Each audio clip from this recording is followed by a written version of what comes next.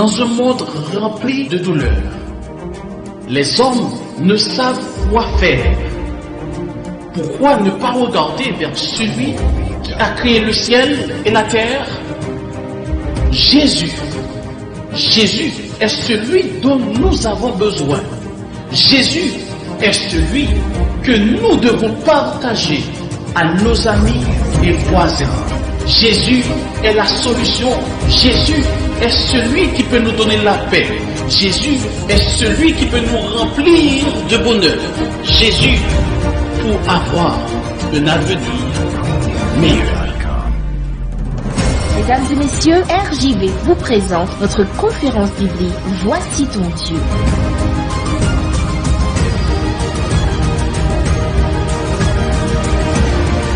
Avec vous, chers amis, Pasteur Pierre Witchis. Chers amis auditeurs et internautes, nous sommes très heureux de vous avoir encore une fois dans notre conférence Voici ton Dieu. Et notre causerie a pour titre C'est maintenant. C'est maintenant. Prions. Éternel notre Dieu, notre Père, nous te remercions pour ton amour, ta grâce manifestant à l'égard de nous. Seigneur, fais-nous ressentir ta présence, parle à notre cœur, comme tu as l'habitude de le faire. Au nom de Jésus, nous te prions. Amen. Acte 3, verset 19 nous dit Repentez-vous donc et convertissez-vous pour que vos péchés soient effacés. C'est maintenant. Le christianisme, selon la Bible, est la seule religion au monde qui prévoit une transformation miraculeuse de la nature humaine par le processus divin de purification du caractère connu dans la Bible comme conversion, régénération ou nouvelle naissance. La seule solution pour le mal dans le monde est la recréation des âmes humaines à une ressemblance divine. L'histoire humaine, chers amis, a démontré que ce changement de nature passant de l'orgueil, de la haine et de la cupidité à l'amour, à la paix et au respect ne peut être provoqué uniquement par des processus éducatifs ou culturels. Les plus intellectuels et les plus cultivés peuvent être les plus cruels et peuvent utiliser leur intelligence très développée pour infliger à l'humanité la torture la plus inhumaine, comme on peut le constater dans certains endroits dans le monde. Pour guérir ce mal, il doit y avoir une introduction de nouveaux éléments célestes dans la nature humaine qui ne peut venir que par l'action du Saint-Esprit descendu du ciel. Cette transformation de la nature humaine est le grand besoin du monde aujourd'hui, chers amis.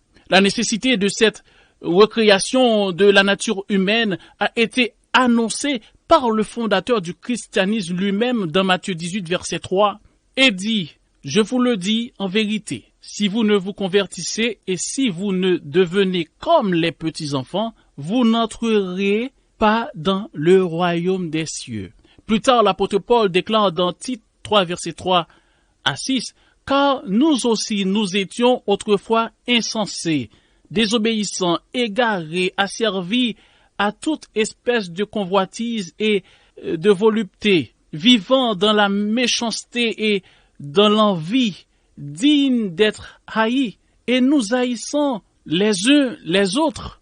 Mais lorsque la bonté de Dieu, notre Sauveur, et son amour pour les hommes ont été manifestés, il nous a sauvés non à cause des œuvres de justice que nous aurions faites, mais selon sa miséricorde par le baptême de la régénération et le renouvellement du Saint-Esprit. Verset 6, qu'il a répandu sur nous avec abondance par Jésus-Christ, notre Sauveur. Chers amis, cette expérience de conversion implique une bonne compréhension des trois royaumes par lesquels celui ou celle qui veut suivre Jésus doit passer au cours de ses expériences de vie. Le premier royaume est le royaume de ce monde. C'est ce royaume que Satan a offert au Christ dans le désert lorsqu'il l'a tenté. Le deuxième royaume, c'est le royaume de grâce que Christ est venu établir dans chaque cœur humain Enfin, le troisième royaume, c'est le royaume de gloire, la maison des sauvés, que Dieu donnera aux chrétiens victorieux à la fin de leur lutte sur cette terre. Ce monde matériel est le premier royaume dans lequel nous entrons à la naissance. Le psalmiste a dit dans Psaume 58, verset 3, « Les méchants sont pervertis dès le sein maternel. Les menteurs s'égarent au sortir du ventre de leur mère. » Et Job nous dit, Job 14, verset 11, « L'homme né de la femme, sa vie est courte, sans cesse agitée. » Plus important que cela, chers amis, c'est la nature dont l'homme a hérité. Jésus a déclaré dans Jean 3, verset 6, « Ce qui est né de la chair est chair, et ce qui est né de l'esprit est esprit. » Or, les œuvres de la chair sont manifestées, ce sont l'impudicité, l'impureté, la dissolution, l'idolâtrie, la magie, les inimitiés, les querelles, les jalousies, les animosités, les disputes, les divisions, les sectes, l'envie, l'ivrognerie, les excès de table et les choses semblables. Je vous dis d'avance, comme je l'ai déjà dit, que ceux qui commettent de telles choses n'hériteront point le royaume de Dieu. Galates 5, verset 19 à 21.